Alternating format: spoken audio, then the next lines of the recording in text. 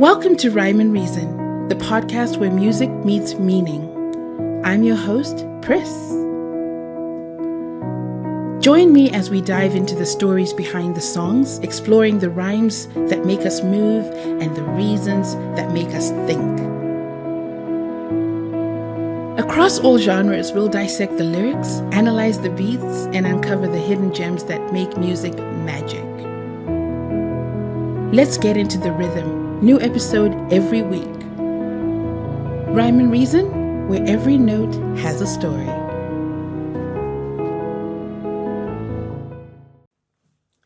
Hey, lovely.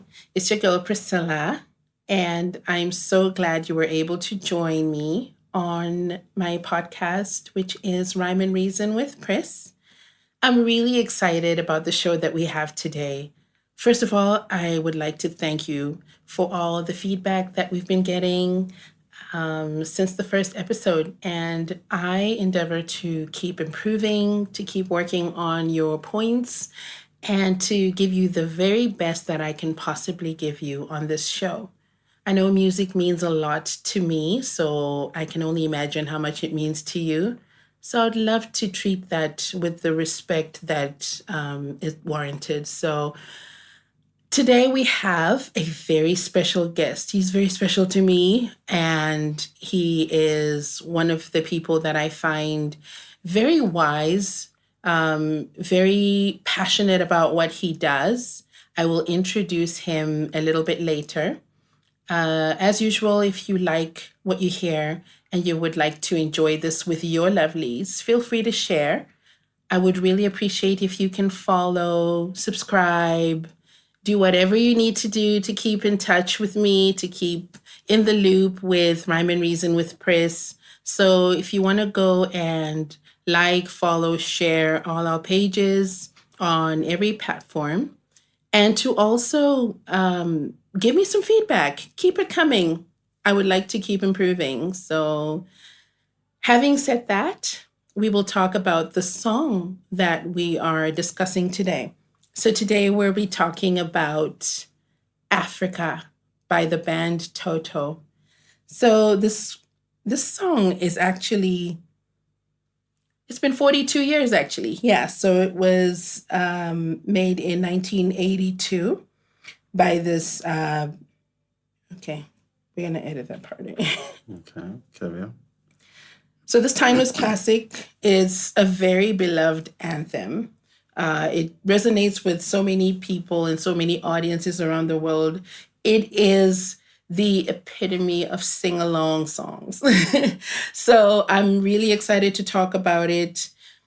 I'm not biased at all, but I come from Africa, Zimbabwe to be specific, and I know I resonate with it. I was born and raised here, so trust when I say wherever I am, anything that has to do with my motherland, I get really excited. So you can imagine my excitement to actually unpack the joy that is to talk about this song. So joining me today in the conversation, I have the Willis Wataffi Afirika. Hi, Willis. How are you? Should I say hi, Mom? I know. He is my son. So I'm really excited to have him. Thank you for having me. It's a blessing and an honor to be here. Oh, thank you. So I'm happy to be here, and thank you for the opportunity and the platform. You're welcome, son. So I just wanted to let you know that Willis is a multi-award winning Zimbabwean world music artist. He's a producer, author, philanthropist, and he's also the founder of Kaya Roots Foundation. So he blends world music, and he calls it Kaya Roots, which means home. Home. Yes. Home is where the heart is. Where the heart is, exactly. Yeah. So 25 years of Kaya music. We'll be talking a little bit about that in the last segment. Of course. But it's a very important milestone right now that I'm excited to talk to you about. I'm excited too. So we picked this song together. So we picked Africa. Yeah. I couldn't think of a better song to suit who you are and what you represent. So talk a little bit about what this song means to you. Right. Okay. Toto. Toto represents that band, that African band that never was African. Right. I did say earlier on to you that that song would have never existed had they not visited Africa. Exactly. Africa, the enchanted region, the most amazing, safe place to be for everybody, home, which is Kaya. Yes. And we are all as strong as how deep our roots go. So that song, Hold the Line, the other songs, the major hits that came from Toto only happened after they visited Africa. Yes. They talk about Kilimanjaro, they talk about Serengeti, they talk about all these enchanted regions where everything is pure and lovely and kind and welcoming. Exactly. Yes. So for me, when my life resonates around that song Africa, because my father raised me on a lot of Motown, then also on a lot of the Fleetwood Mac generation of Toto, the same people. We have so much in common exactly. there. So Deep Purple as well. You have all these people. Phil Collins, the amazing Phil Collins, and Genesis. So this is where Journey. this is where I come from. But Yeah. the song Africa itself represents that. Like I keep saying, the enchanted region, the place where the heart is, and it celebrates also the same essence of footprints that came before us and those that helped shape the future that we live in. And that's where that song Toto comes from. When you listen to the lyrics and what they're talking about, it's like you can paint a picture because the backdrop is Africa. You can paint a picture. One who hasn't been to Africa already knows what Africa should be. They look forward to coming to Africa after listening to the song Africa by Toto. Wow. Yeah. And tell me about this. If you're anything like me, the moment I hear that intro, it's on. And you see people like Jigga, Jay-Z, people how many people have sampled that song? So many people have sampled. Even Jay-Z has done the, and the new generation actually thinks, oh my God, Jay-Z is amazing, but everybody's sampling the Kanye West, and they all sampling music from way back, but music that is meaningful, that actually means a lot. And I have a son who actually once thought, oh, this is Old Mandela stole from Jay-Z. And I'm like, no. It's actually the other way around. So it means that kind of music is timeless, and young people can get to feed off the same music. And when music is timeless, everybody feeds off it. Nobody actually thinks it's old. They may not know about it, but we have a young man here called Tadiwa who is now humming to the same song Africa by Toto. But it was like shout out to TEDx, eh? It's TEDx. It's his first time listening to it and hearing it. I saw him vibing to it. Vibing to it. Why? Because it sounds fresh. It doesn't sound old. It doesn't sound like something. It sounds like something he's heard before. Yes. That consummates hits. Hit songs always sound like something you've heard before. And I'm also happy that somebody like TEDx is actually feeding off the same vibe. Yes, exactly. It's all good music at the end of the day. It doesn't matter where you come from, what generation you belong. Right. If music is good, it's good. So one thing I can relate to about this song is that yearning to be home. Yeah. As someone who I actually left what I call home.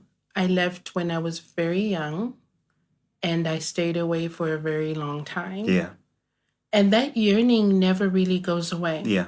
And a lot of people can actually relate to that, wanting to be where your heart is, where your family is, where your roots are, and not being able to be there.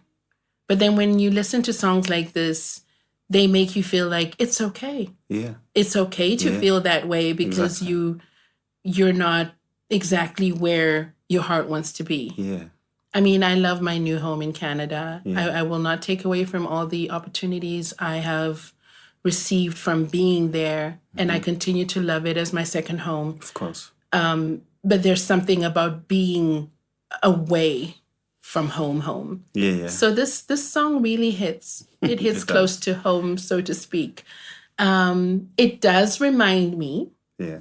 It is very reminiscent of one of the songs that I heard off of your new album. Of course. And we'll talk about that a little bit later, and I will definitely introduce that song and that album in a little bit. Can we talk a little bit about identity? It's a theme that I find in this song.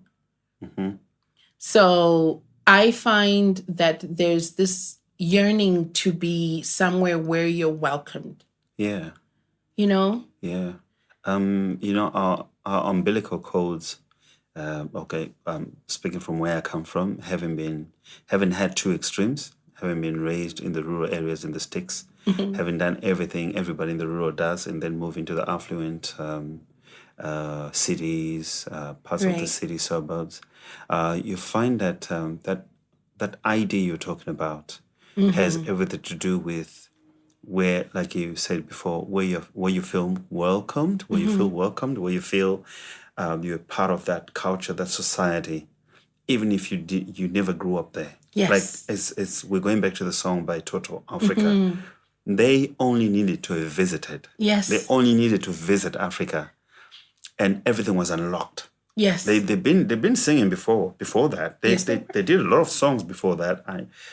Okay songs, according to me. But after the African visit, their debut African visit, everything was unlocked because they felt at home, away from home. Yes. So Africa became, so I don't, I take with a pinch of salt, when I have to pass judgment to colonizers, because there's no one who will come to Africa and be the same. No, they got greedy. It'll change they your got greedy, life. they wanted to have it all. But, they forgot that, no, you're visitors. Just come and enjoy and be part of us. You can even live with us too, without putting us in the shackles. It was too much for them. It was too much of a paradise for them that you can understand. It's like putting a baby in a sweet shop, in a candy shop.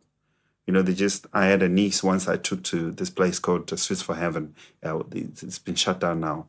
And I just said to her, you can only pick 5 things. Yeah. And she stood there and started crying because there was so much goodness in that shop. And only 5. Like 5 only, but I'm surrounded by all this beauty and, so you can understand how they all felt when they came to Africa.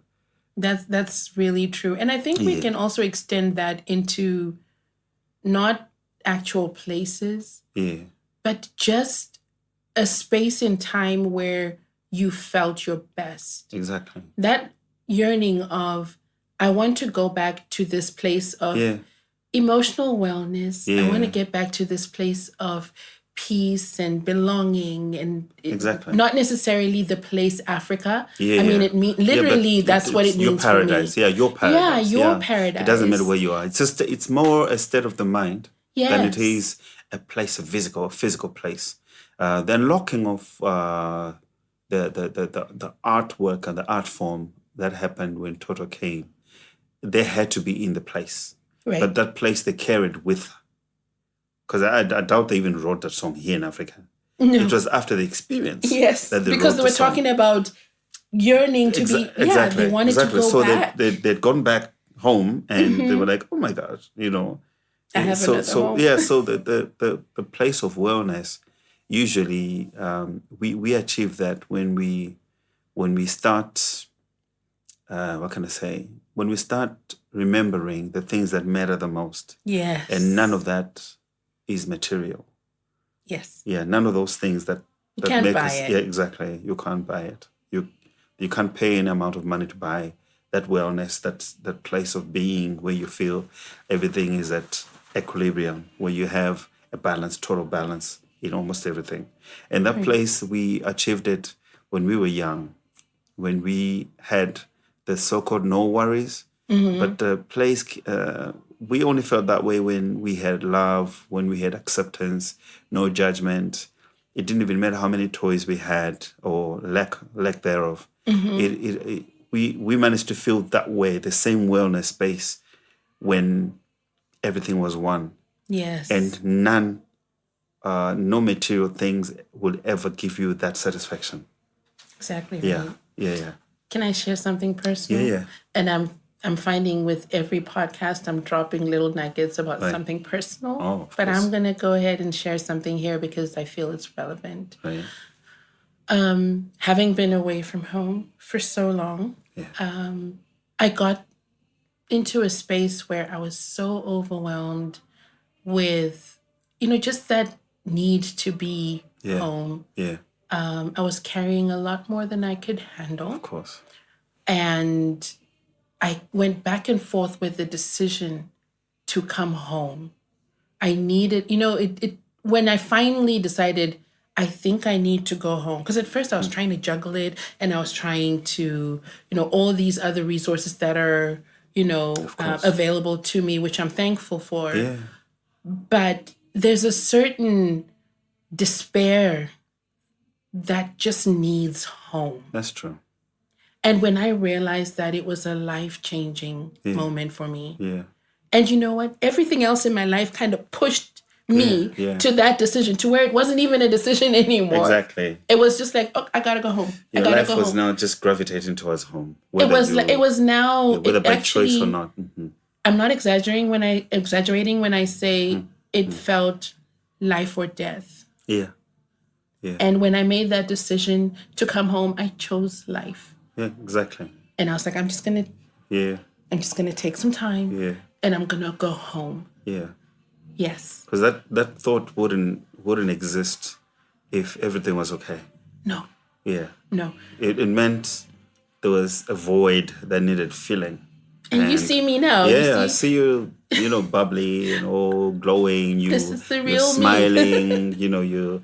So this is it. That void wouldn't need filling if there was no hole. So you know what I mean. So right. you cannot question something that you don't care about.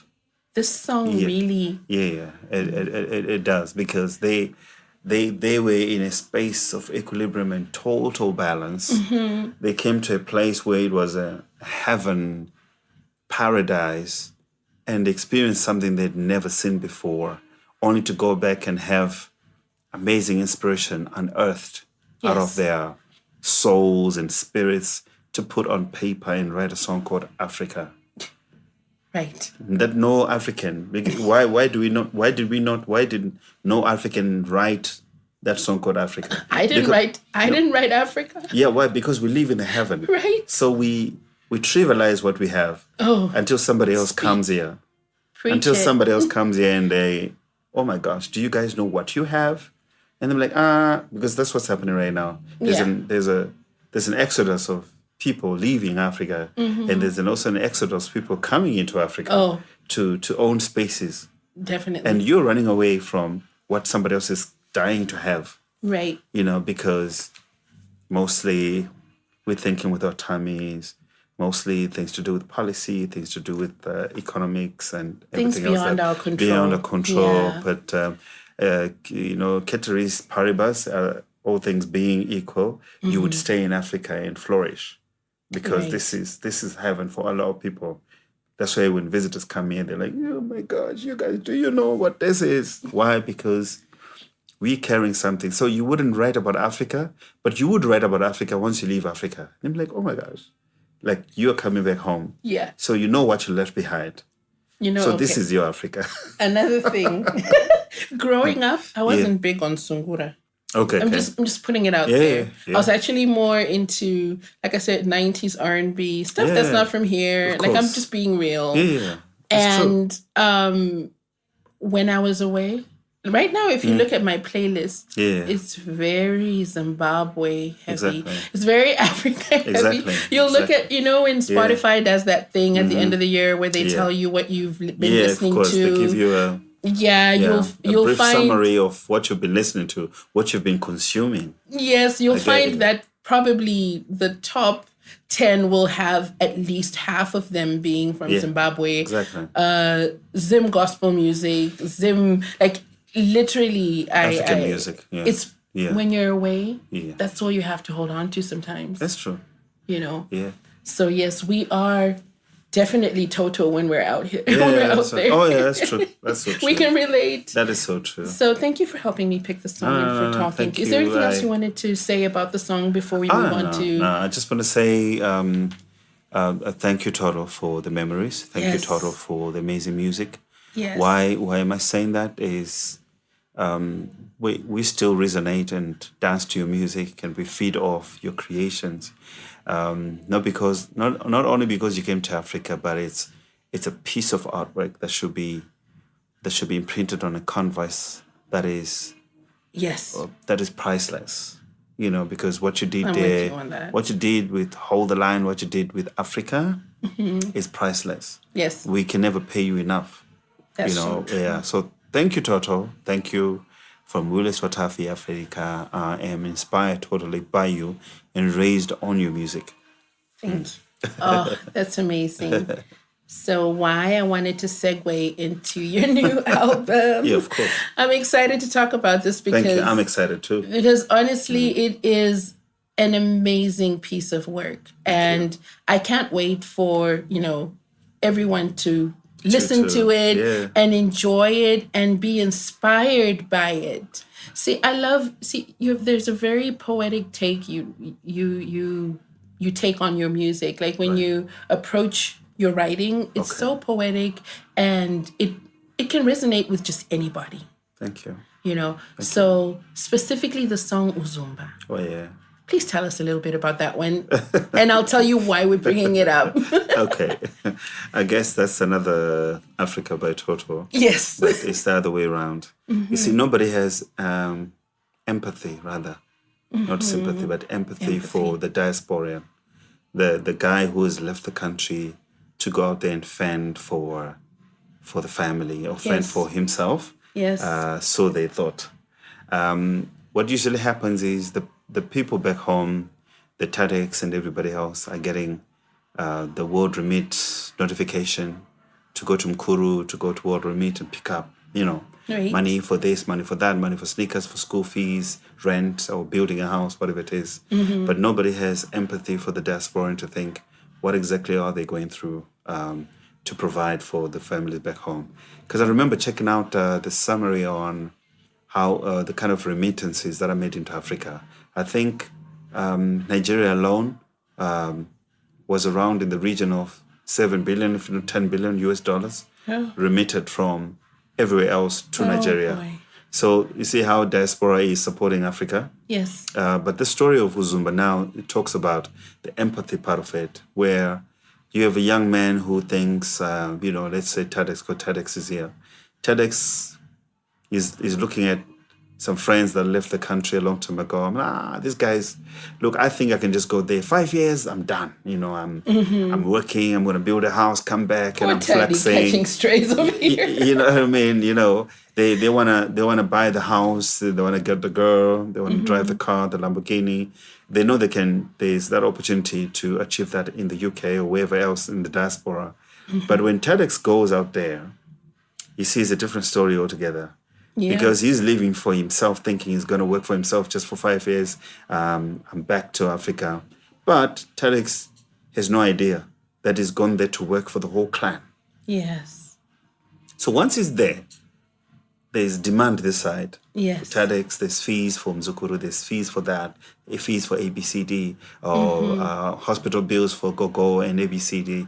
TEDx finds himself stuck in the UK for the next 35 years instead of the 5 years he thought he was going to spend. That's the story of so many people. Yeah. So what is happening with TEDx is he's there, he's getting old. They feel the need to get married, create a family. He'll do it while he's that side. He finds the love that filters in the air, just for convenience, because the woman is busy too. They're busy. They're trying to feed their families back home. He gets married. He has kids. He still can't afford to buy a house there. He's trying to build a house this side. He can't do it because he's got family to support. Right. He wants to come back. People are dying in Africa. His relatives, they're dying. He's burying them, but he can't be there. Yeah. So what he's doing is sending money. So instead of his presence. Instead of his presence, he's sending money. So there'll come a time when TEDx wants to come back home, but then there's no home to come back to. Because everybody he knows and he ever loved is gone. Hey. So TEDx is stuck his back is broken, and he's stuck in the diaspora. His back is broken. He can't come back. Everybody he wanted to come back to is gone. Yeah. And he's buried all of them, but he couldn't be here. Yeah. So the empathy is where we're saying. And then the thing is, the saddest thing, the saddest state of affairs is when Telex wants to come back home, he tells the remaining guys that, guys, I want to come back home. They're actually angry. They're angry at him and with him that he wants to come back home because he's the support system. So they're like, we're going to die of hunger if you come back here. So stay there.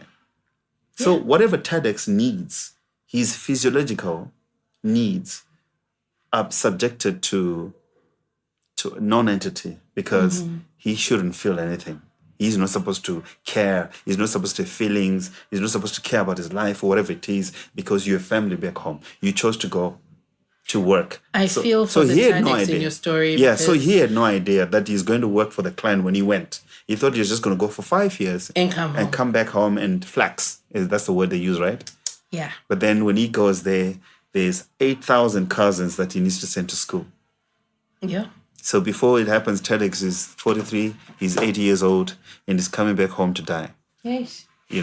So that's the thing with most diasporans. But then there's no empathy for the diasporan, for people from home. They don't think about you. You have no feelings. Once you're in the diaspora, people don't care about you. You don't have a life. You're not allowed to feel anything because you chose to go. How do we change this narrative? What do we do about this? The empathy is exactly what we're trying to express. Yes. Because what happens is that we have the ability to still work while we're here, but then it's exaggerated. Some of them are exaggerated. Because I know of a family, a friend of mine in the UK who tried to get me to support what she was doing. She's a friend of the family. So we got in touch. Hey, Willis, I want to do ABCD. I send my mother £5,000 every month, Yeah, exactly. So I said, okay. Can you, because she wanted me because I think she had issues with people at home. I don't know what they were doing with the money. So she said, I'm sending you the money. And I said, what exactly are you paying for? Because I wanted to send me the breakdown so that I go and pay if it's the health insurance, whatever cars, a DSTV, the rates, ABCD.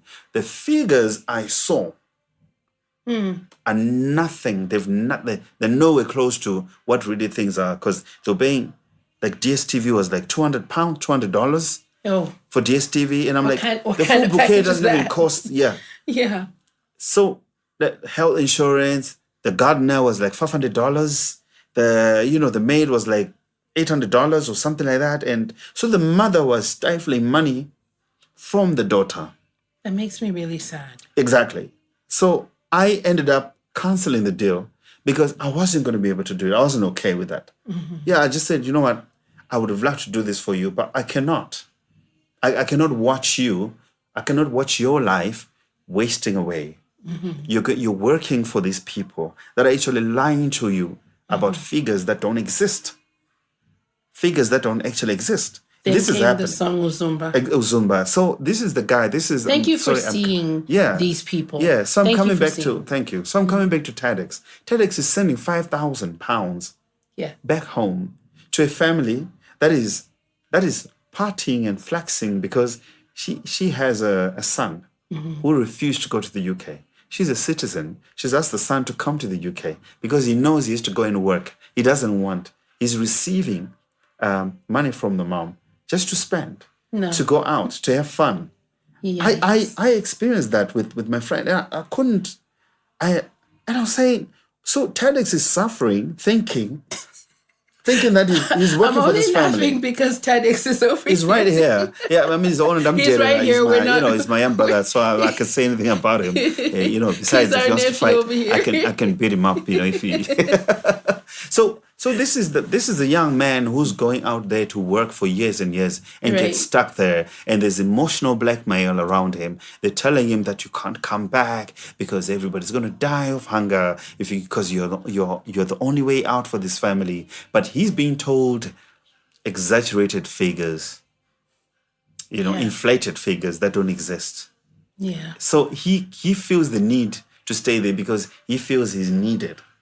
So there's a part of the diasporan that feels, oh, I am needed. I'm the family support structure. So I need to work harder. I need to get 3 more shifts.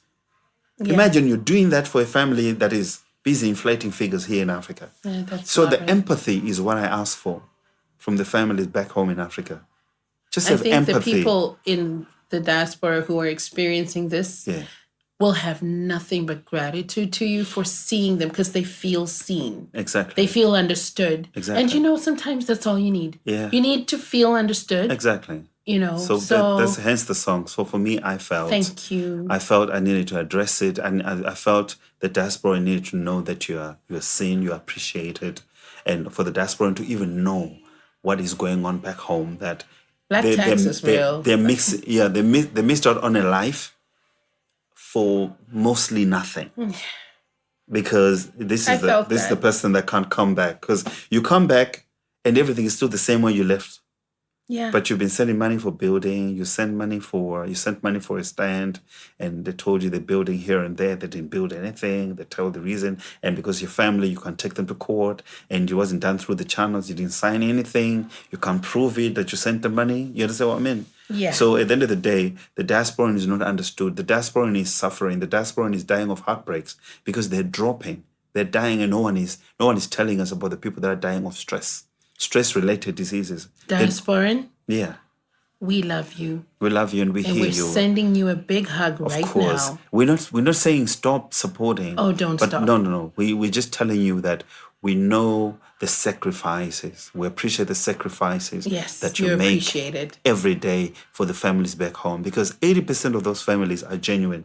They genuinely need help. Yes. But you find that there's so much that also is happening in Africa that can also enhance the families here. So a business can be started so that the family fortunes are changed because of your existence in the diaspora. And you matter. You matter. You matter. You matter. Thank you very much for that. So the song Uzumba is just talking about you. So the narration, now coming back to the narration and the poetic type of writing, is because I come from a family of rainmakers and hunters, sixth descendant of King Mashaya Mombe. We are griots. Right. We're storytellers. So all the stories my grandmother used to tell me back in the days, the stories of the war, the first Chimrenga, the second Chimrenga, the Wonde Chindunduma, all those things, you find that we became storytellers too. So we keep the stories for the next generation. So my writing is always from a place. Yes. I don't disregard the way young people write now, but I'm saying I always want to write from a place because I'm a storyteller naturally. So this is where the poetic part of it is represented. Like you mentioned, that you notice when I write, it's poetic, it's telling a story. I mean, you can paint a picture on what I talk about, and most of it is always reality, more than fantasy, because that's how I was raised. Yeah, so I feed off telling stories as opposed to me just want to be about nothing. You tell them really well. Yeah. Okay, so we're talking about your current project, the milestone, the 25 years of Kaya Roots music. Yeah. Just with the last couple of minutes, Right. Can you just tell us what you're working on, what you want us to know, what you want the listeners to know, and where we can find your music and where we can follow you? Right. 25 years of Kaya Roots music. That means it's been 25 years since I've been doing music. Congratulations. Thank you very much. I'm so proud of you. I thank God. I thank my ancestors for this, for the gift of life. I still look young. I don't look my age. Everybody keeps saying that when they see me on radio. I'm like, you don't look a day over 25, Willis, please. Yeah, listen to my mom. I know, right? So there you go. 25 years of Kaya Roots music is basically me thanking the world that has supported me, the world of Kaya Roots music that has supported me. Hence, the gratitude tour that is commencing soon after. The album is done. The album carries 25 songs apparently, so it's going to be released in batches of EPs. Why? Because it's not an event. The 25 years of Kaya Roots music is not an event, but it's a series of events that are happening stretched over the next 12 months. Yes. So what is happening is people are following and liking my page. Willis Wataffi Afirika, that is Facebook. They're liking and following my page on my account on Instagram. That's Willis Wataffi Gram. And of course, www.wataffi.com, WATAFFI.com. That's where you can even stream my music and also purchase my albums. So what is happening is that people follow and like and hashtag 25 years Kaya Roots Music and just name out of the blue a function, wedding vows, anniversaries, birthdays, weddings, whatever it is, something that is special to them. They just hashtag and send me the number of the organizer, whoever is in charge, and Willis Wataffi will make a special appearance at your function. You can start with your babysitter, your baby sister's birthday. Of course. So that's just 30 minutes of Willis Wataffi free, just coming to do this, yes, at your function. So just make sure that you hashtag 25 years of Kaya Roots, and then you send that your number to Willis Wataffi and follow my page and like it. That's Facebook, Willis Wataffi Afirika. And then state your date and function and where exactly it is, the location, and the contact person, so that we can get in touch with your contact person and make a special appearance on your special day, just to give you 30 minutes free from Willis Wataffi. So that's one of the gratitude tours I'm doing around the country. Isn't that amazing? Yeah. Also because I'm the only artist that has ever done an Around Zimbabwe radio tour, because I'm the only artist that has done on his own account to fund my own trip to go around Zimbabwe in about 3-4 days to actually have interviews and deliver the album, to hand deliver the album. So I'm going to be doing another tour like that. So in every city, watch out for Willis Wataffi Afirika, because we're going to be documenting everything. Also have a book called The Mind of a Man. Oh, yes. And then, of course, the documentary Kaya Roots, that is basically just talking about everything we've done. If you've ever watched something on Netflix called Becoming a Mob or Making a Mob, something like that. Yeah, it's about the mafias in Italy, the drug mafias in Italy. They do the animations and stuff like that. But I've got all the recordings, all the sessions on video, on those little tapes, mini DVs, that ever since when I started recording, I've got all those sessions in the studios. So we're putting them out there as they were in time when it happened. So we've got a documentary like that happening as well. So the gratitude tour for the 25 years of Kaya Roots Music is just a lot of everything, from the book to the documentary, to the album, to the music videos, to the collaborations. I collaborated with a lot of people. Mac D is one of them. Shout out to Mac D. Of course, man. Eternity Productions. Yeah. South African, because I feed off people like Toto, and there's a guy called Johnny Clegg, rest in peace. We also were raised on his music. Johnny Clegg and Juluga, Savuga, South Africa. There's a young Johnny Clegg and Savuga in Durban right now called Badasi and Makringa. I featured them on a song called Bundu. Bundu is basically... Check you out. Yeah, Bundu is actually another song that talks about Africa now. I love Bundu. Oh, you love Bundu? Oh, of course, you had an opportunity to listen. Yes, I did. Yeah. And I'm grateful for that, by the way. Yeah. There's a gold rush in Africa. Yeah. But take it slow. Take it slow, because whatever is in Africa is not about to finish now. We're happy to share. And the resources are plenty plus. And the harvest is bountiful in Africa. So come. That was Willis Wataffi. What? You know what? I know your name. I was about to say it. Okay, we'll fix that. It's natural. I know, right? Yeah. There you have it. That's Willis Wataffi Afirika. Thank you. And I feel so honored to have had this time to have a conversation with you. The pleasure is mine, Mom. So there you have it, lovely. Thank you so much for joining me. I look forward to the next installment, where we will continue to uncover these songs that are gems that have so much knowledge and so much we can learn from. So I look forward to that, and you take care. Bye, lovely. Ciao, ciao. Willis Wataffi Afirika signing out. I know. Ciao.